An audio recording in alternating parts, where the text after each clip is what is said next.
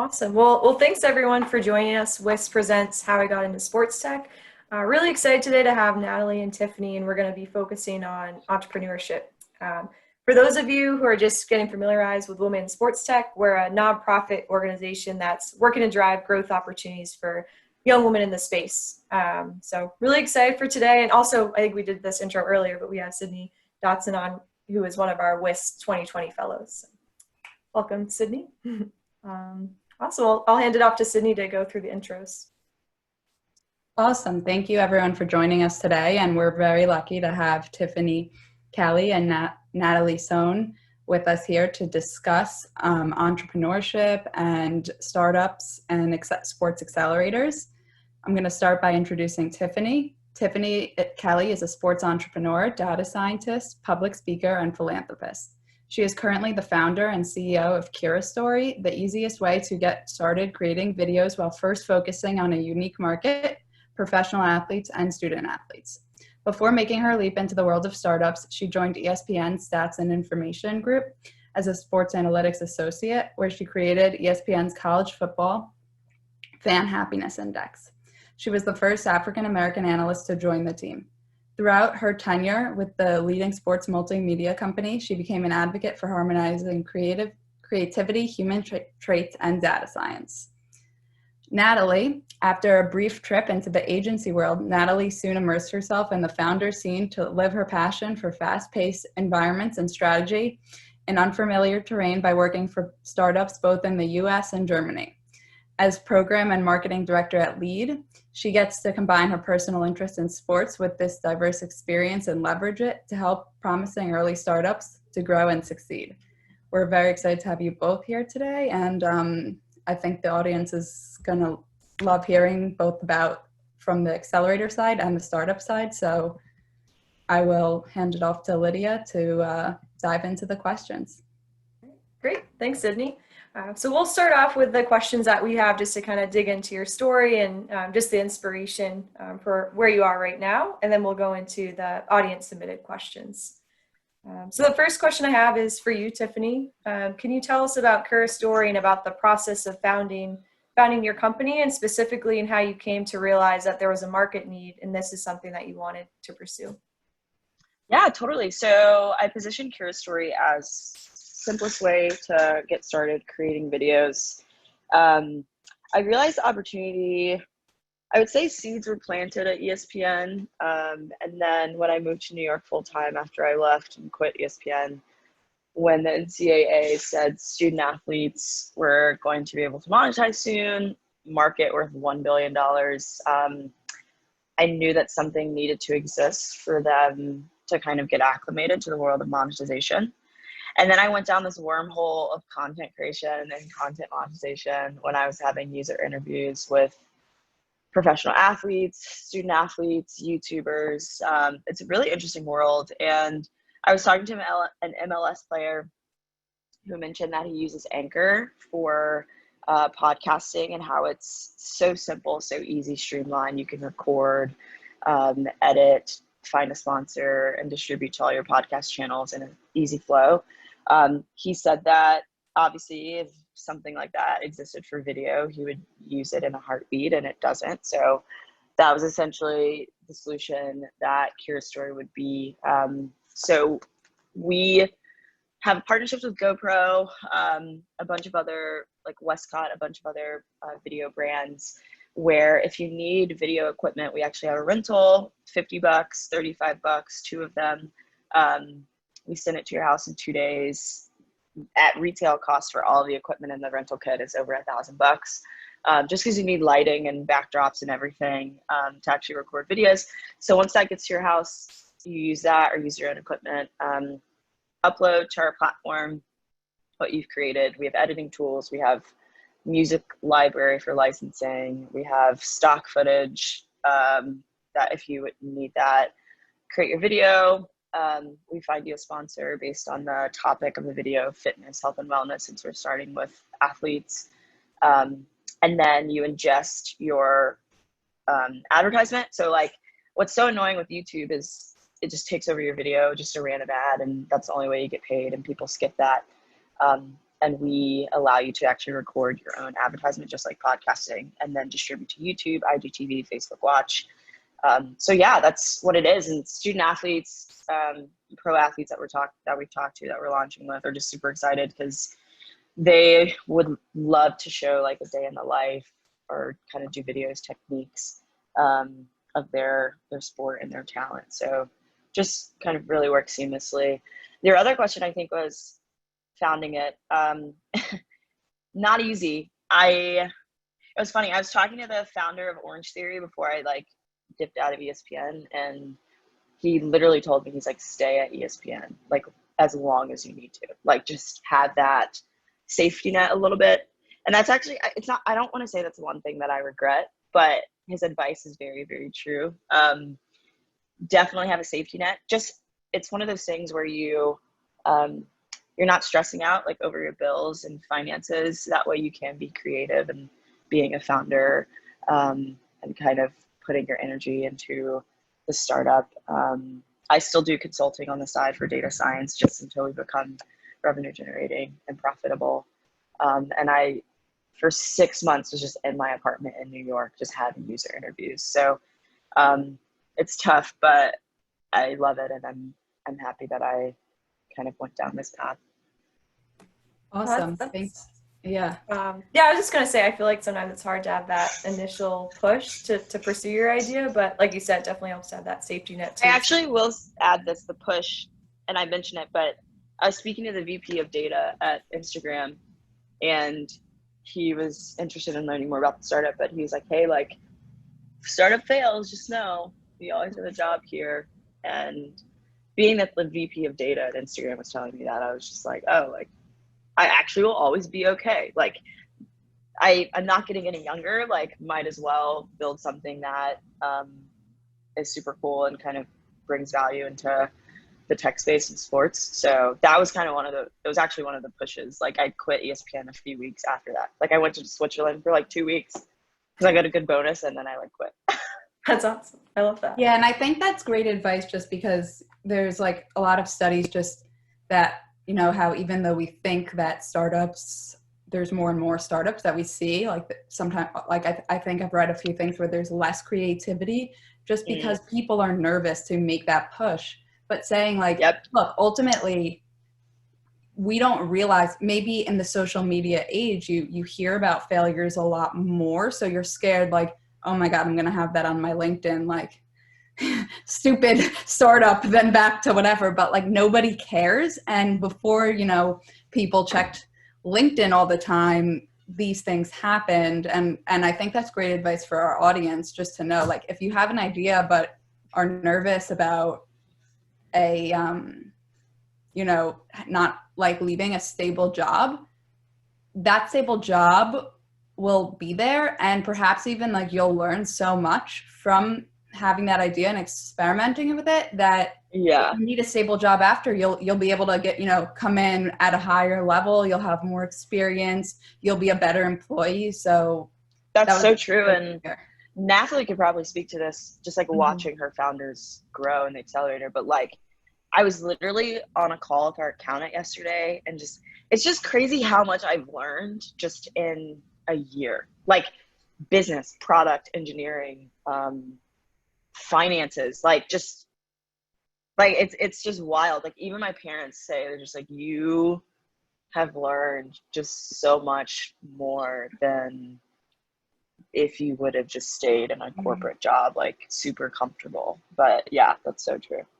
Yeah, and honestly, Tiffany, even if you fail, you're going to get up and you're going to try it again. So, I mean, how many successful founders have failed before? And it's funny for me as a German, listen to you guys, because we always say, so yes, Americans have such a great failure culture. It's totally fine to fail. And for us Germans, we're slowly getting there, that it's not a disaster when you fail, but that it's like part of the process. So I'm really glad you jumped, to be honest. Yeah.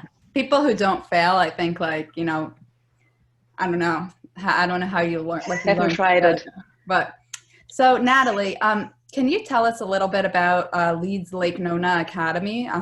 So LEED is an accelerator, and for those who don't know much about sports tech accelerators, can you share some of the background on the structure of the program and maybe the benefits of being an accelerator for a startup.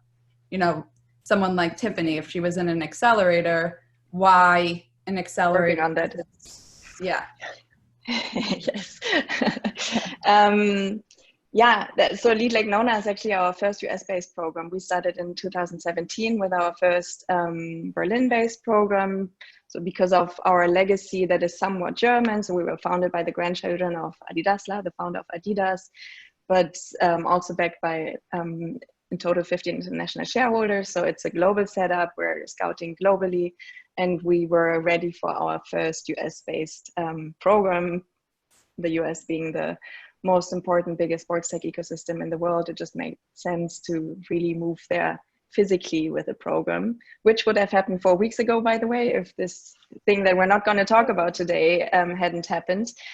So we had to push it out a little bit. I'm going to talk a little more about that later on. So what's the program? What's the structure? It's a 6 months program that we're now splitting into a part of virtual program, but in January, an on-site program. So because of the ecosystem, the infrastructure on-site that is going to be very valuable for our startups, we decided against just transitioning into a virtual program, but we really want to kick it off as an on-site program.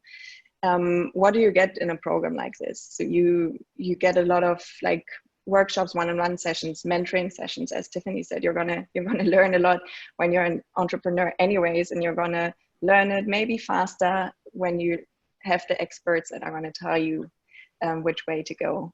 We're going to have like weekly check-ins with the team, like goal tracking sessions to make sure that you're actually on track with what you want to achieve during the program. We have weekly check-ins with our investment team to make sure your investment strategy is there, because we ultimately want you to get ready to fundraise.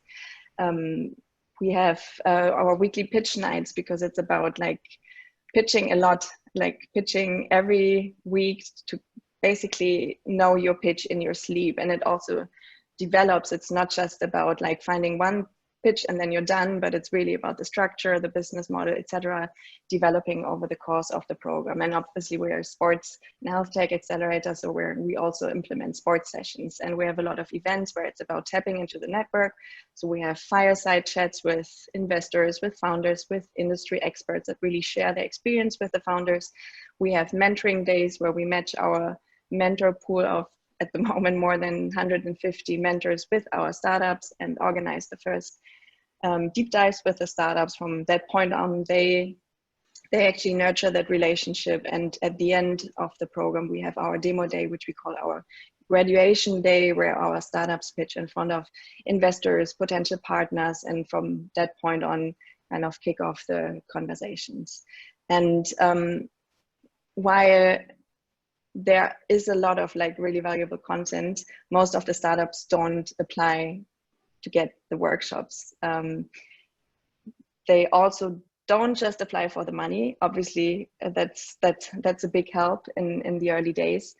And there's other benefits. I mean, there's especially in Lake Nona, we have a beautiful, huge accelerator space. There's free housing, free bikes, free sports. There's a lot of like free services from our local partners, but the overall thing is really to tap into the network, to really get access to the network of sports and health tech, and the network of the industry, the network of potential partners, the network of investors. And also the special thing about Lake Nona, I would say, is the facilities around it. Like it's basically a living lab. So it fits perfectly into our niche, because it's a very sports focused city. Like, just as an example, the USDA has their national campus there. That's the biggest tennis campus in the world. It's a medical city. So the second largest hospital in the USA is there. There's many other medical cities, and it's a 5G connected city. So it has a lot of components that make it a, let's say, breeding ground for innovations for our startups. And that's definitely a reason why we're crossing our fingers that we can kick off our program in January and not have to stretch it out into a virtual format. Awesome. Yeah, that the environment definitely makes an impact, I feel like. Sounds like a dream, actually. Like, just leave the office, go bike, like, go have a drink. There's self-driving buses. No, really. There are. Yes. You should come over. I'll show you. I'll show you around when I get led back into the country. Then I'll show you around. Let's put it that way. But yeah, exactly. No, it's pretty amazing. Awesome. Thanks, Nathalie. Tiffany, you're a female founder. Can you speak to some of the challenges that you face specifically as a Black woman in the room, or I guess in today's age, Zoom call, which I assume are probably mostly with white men?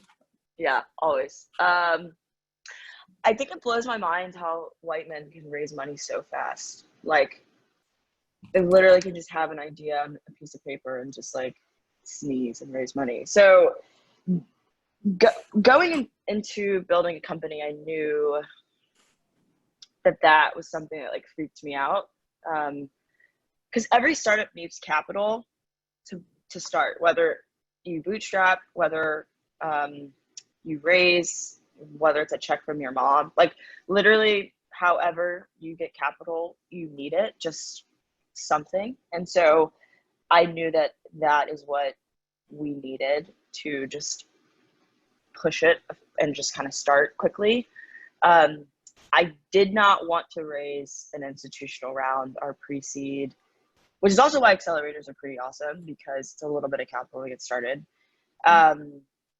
I crowdfunded, which I think was the best option for us for a multitude of reasons. So being a female, being Black, being a solo founder, being I'm technical, so that helps. But kind of all of those things together are like 0.0001% of getting money. So I knew the challenges, and it's one of those things where like as a founder, and if you're a minority, or just what the world would say as a minority, just imagine that you're kind of running this marathon and people typically get like a head start at mile 20, like, and you're kind of starting from the beginning. So I went into it knowing that, and I wanted to do crowdfunding because I did kind of have control over it. I was actually kind of scared just because we had no product. Like I didn't know what was going to happen. I'm like, we have no product, we have no community. It's literally just an idea. And me kind of pushing this idea to random people, right? Because it's an open platform. And we were able to raise 155K. We got a grant for 10K. So full pre-seed, 165. We have a couple other investors that are kind of trying to get in. So we'll probably end up raising a little bit more and just kind of officially closing it out. But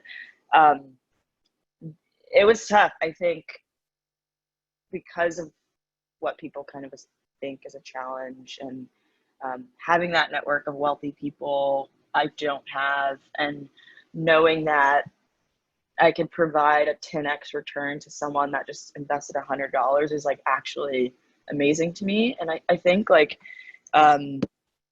someone decided to invest instead of buying an outfit, or they just might like not have as much money and just could only do 100. Like I think that's pretty amazing. I feel like 45 or 50% of our investors on crowdfunding were actually people of color, which I think is dope. So yeah, I think that was one of the main challenges that I felt like, being who I am, that was going to be really hard. And I decided to take a non-traditional route, which most women actually do.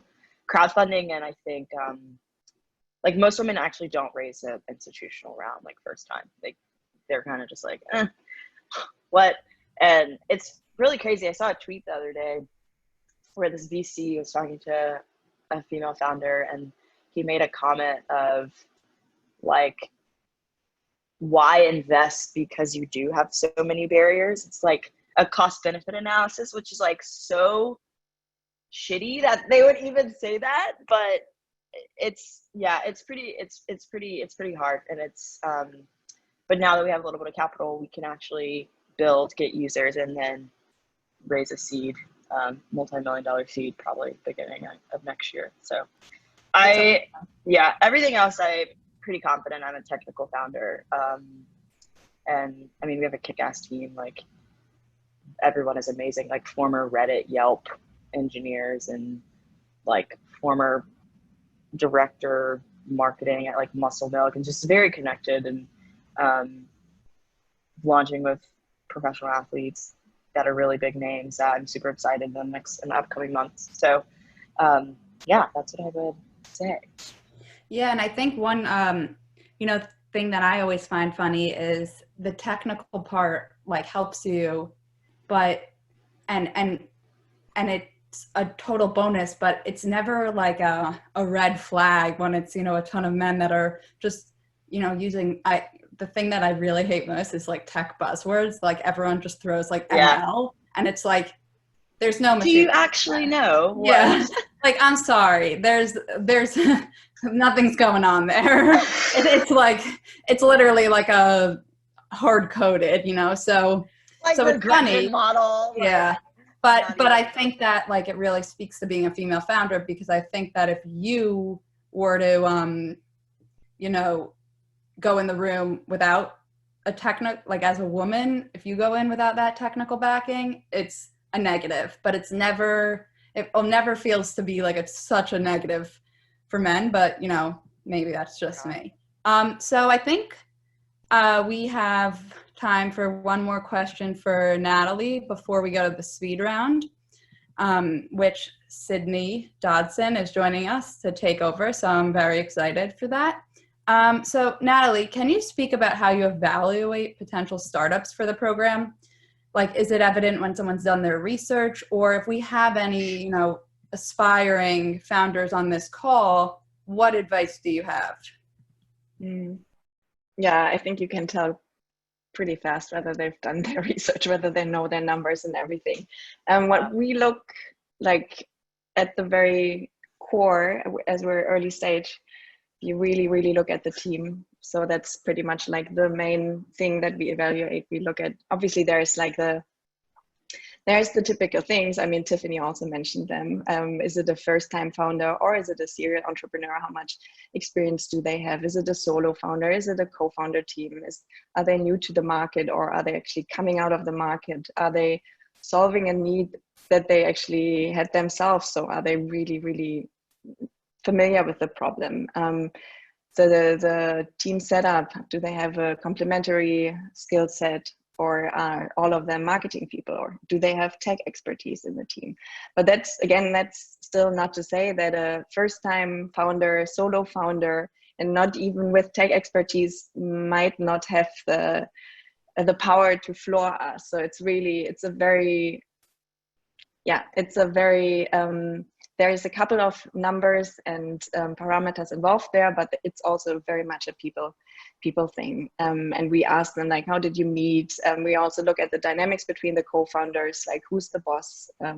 When's the last time you had an argument, and how did you solve it? So we really grill the teams. And then next up, obviously, the product. So tell us about your product. What's the unfair advantage? Why didn't anybody else come up with it? And if somebody says, well, there's nobody else doing it, then that's usually the wrong answer. So even if there's not the exact same product, there's always some kind of competitor out there, and you should be aware of them. And then obviously we ask about the market size, and that's where you really should have your numbers straight, and not some fantasy numbers, but really the market that you're really targeting. Yeah, that's pretty much it. And as a last step, we look at, is it the right stage? So are there, we require our founders to have some kind of an MVP, a prototype in place already, so we can see a proof of concept, some first traction. Are they not too early, not too advanced? A startup that has a super cluttered cap table already could be a red flag as well. So there's a lot of things that we're looking at, but the main thing is the team the right fit? You can pivot a product, you can't really pivot a team. Yeah. But again, I mean, there is exceptions.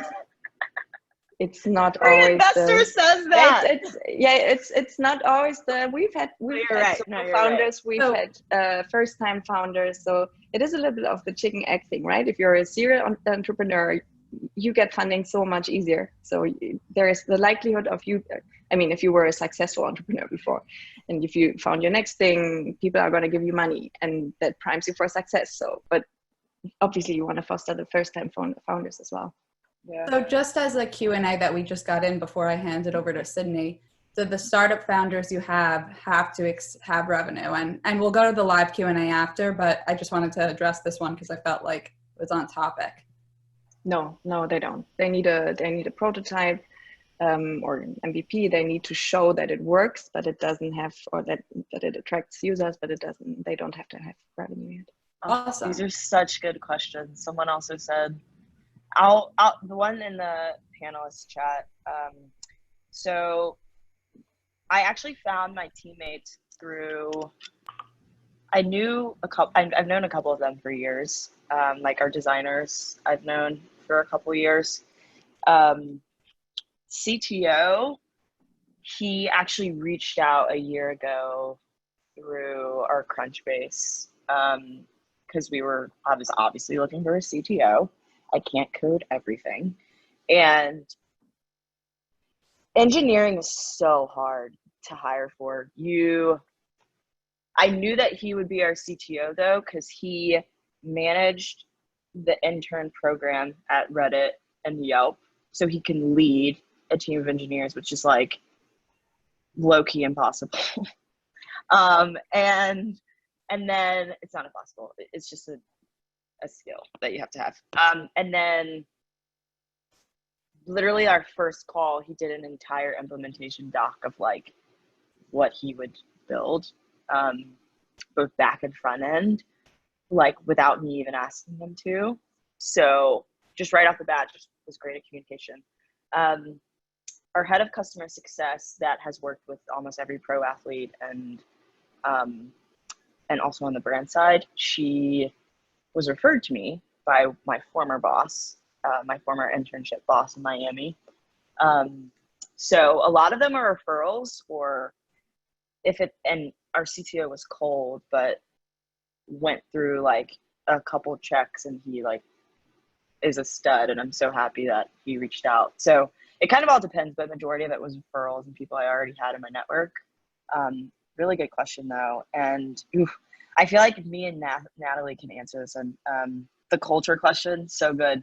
So personally, as a founder, I think your product and culture are the two most important things. Like obviously, if you don't have a product, like a good product, you're not gonna, and if it doesn't make sense, you're not gonna make revenue and be successful. But then it's also like if you have a really good product, I think culture is so important, because I feel like having a bad culture kind of crushes a company.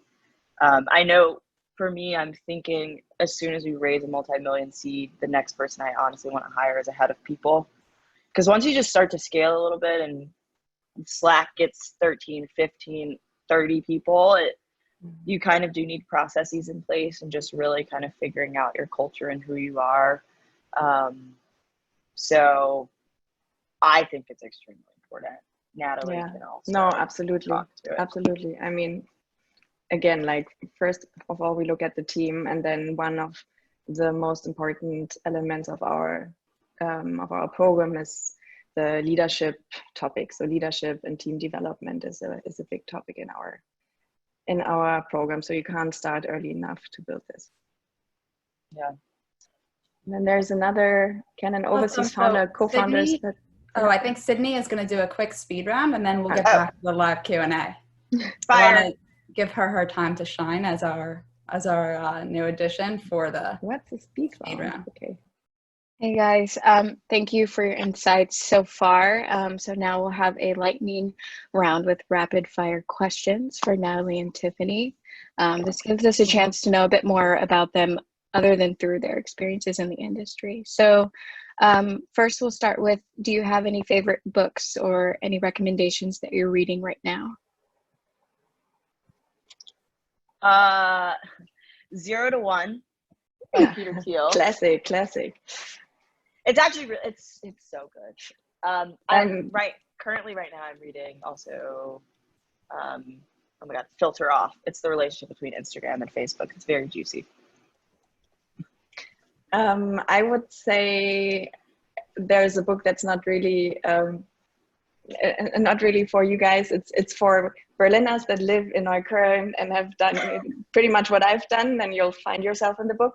But the other one I'm reading is, and it goes a little bit back into what we just talked about, is The Infinite Game of Simon Sinek, which is pretty. I mean, I'm a fan of him anyways, and this gives a good lens on how teams and how leadership should work. So that's actually a good one. I could recommend. Awesome. So favorite sports team or league? NBA, easy. Well, for me, it's C because it's the Berlin Soccer Club, and because my family's, I wouldn't say life, but definitely mood heavily depends on it. But I'm not the super fan, so I have to admit, I usually watch soccer every 4 years for the world champions. And yeah, I know. I'm let's move on to the next question, please. Disappointing a lot of family members. Would you rather be able to speak every language in the world or be able to talk to animals? Wow, I would say any language in the world. Yeah, Nice. yeah, I definitely. But I'm also curious. No, we have to choose. You want both. You want both. I honestly, the movie. What's the movie? Limitless.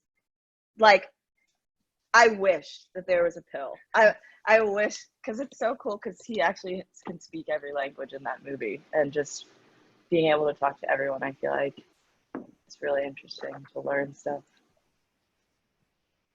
Awesome. Well, thank you for your questions in the speed round. Awesome. Sydney, you did a great job, and we're excited to have you on future webinars as well. Honestly, I wouldn't have thought of the animal question, and I love it. It's a great question. So I'm glad that you were able to join us. So now if we go back to the some of the audience submitted questions, one of the questions was, can you please share experience on how to pivot? If you start with an idea and it changes, or you get feedback from users and need to change course, what if you raise money and you feel the need to stick to the plan? And so I would ask this to both of you guys, and also then kind of to Tiffany, have you had to pivot yet? And, can you speak to that? So I haven't had to pivot yet, because we have not launched yet. That is coming in a couple months. But I will say it's something that's always on my mind. But I'm the type of person, I try to plan everything. You literally can't do that though. But having user interviews though tries to eliminate this a lot, because I feel like a lot of the times founders go into it thinking that they know the solution, and like you kind of have to let your ego go out of the window and just really just have conversations with users. If you can't find users to talk to, like, that's obviously a red flag. Like, maybe your product doesn't even need to exist, or you're not the right founder to be building it, because you should be able to talk to your target market. But I know that's something that you have to be obsessed with a problem, because if you're obsessed with a solution, you might not necessarily have the right solution, but the problem will still be there, if that makes sense. And you won't know what the right solution is until you talk to users, right? Mm-hmm. So to try to eliminate the need to pivot, I mean, in some form or fashion, you're always going to have to change some type of part of your product. Like, that's just natural. Or the feedback loop from the users, you might have thought this was the way that it needed to be built engineering wise, and you start to see in your KPIs that they're not actually using it. But it might not be that they don't need it, it's just not, the user experience doesn't work the way that it should. So that's something that I would say. But yeah, literally to try and eliminate the need to pivot, you literally need to talk to people and have a pulse on your target market. Today I'm in inside sales. I've been trying to make a point to make more customer calls just to get their feedback and see which features they like, because it's an untapped market that we're going after. And just after today's call, like just help me like how I want to prospect and tailor my messaging. Yeah, exactly. Yeah. I think you should, I mean, you will always pivot. It can be a small pivot, doesn't have to be a 180 pivot. I mean, I totally second what Tiffany said. You need to talk to your users from the very beginning. Don't ever make the mistake to like build your product in your own four walls. I don't know if we say that in German. I don't know whether you say that in no, just like in a room, like not talking. And finish the product and then go out. Don't ever do that mistake. Where we have, for example, in the program, we have lots of times we have the situation that the startups say something like, okay, this mentor said A, but this mentor said B. So you will also always get different opinions on where you should go. And you need to, from all input that you're getting, you need to make your own opinion and you need to make your own plan. I don't think you should ever plan for not having to pivot. It will probably happen at some point. You should always be very awake what's happening, what your numbers show, where you should maybe that's and then you should also never say I'm going to stick to the plan because it was the plan, and maybe also because I took money with that plan I'm going to stick to the plan. I mean, your investors are ideally your partners, and if you have really good reasons why you need to pivot, you should tell them about those reasons and convince them, and they will support you if they are partners. So don't ever set out being like, I hope I never have to pivot. That's always be open to pivoting and Awesome. I love it. And then our next question for you, Nathalie, is how do you leverage your international experiences in the sports tech world? That's a good question. I think, I personally, I think I learned quite a lot about how, even though our cultures don't seem that far apart, I would say, there's cultures that seem even further apart. In the work environment, there are differences. There are many differences, and I mean, there's also differences between Germans and Swiss, for example, if you work with them. So I think when you work across borders, there's always some fine details that you should keep in mind in terms of how you do things, how you talk to people.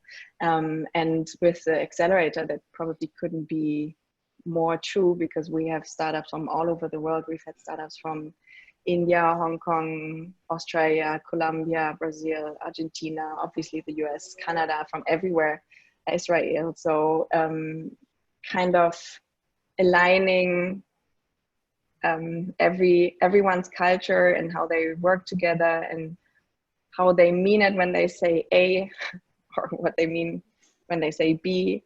I think there's a couple of things, and then obviously entrepreneurs. There's a couple of cliches about entrepreneurs from Israel, for example. There's cliches about entrepreneurs from the US, and there's cliches about the ecosystems. Like by I'm curious default, what the cliches are about the US founders. No, I mean, you guys usually know how to pitch. Like you are usually really good salespeople. You're confident. You know how to pitch. You always bring on a valuation that is usually through the roof. Yeah. And God, that's so true. Yeah, but I mean, that's a couple of really good traits to create a successful startup. So yeah, I'd say, I mean, that was a long answer, but I hope it was an answer. These are such good questions. Like, I think we have time for one more. So Oh, okay. No, they're great questions that I hopefully will be able to get some of your answers, and then in a post-webinar email to everyone, we'll be able to answer the ones that we don't have time for, because I think we realized we could be here all day. Ooh, okay, wait. I kind of want to, could we do... Okay, wait, I think the product market fit one is really good. Yeah. So, start small. Always start. It's actually like a hack that you kind of have to do. So, if you want to raise institutional money, the market opportunity needs to be huge. but you literally cannot be successful in a huge market unless you start small. So for us, our market opportunity, just because our business model is ad tech, but also like a little bit of e-commerce with the rental kits, being within media and video and digital ad spending, it's like a 1 trillion TAM. Like, it's ridiculous. So obviously huge market opportunity that VCs pay attention to, and they're like, okay, cool, like here's a check. But we're starting with a super, super, super tiny piece of that market, which is athlete video creators.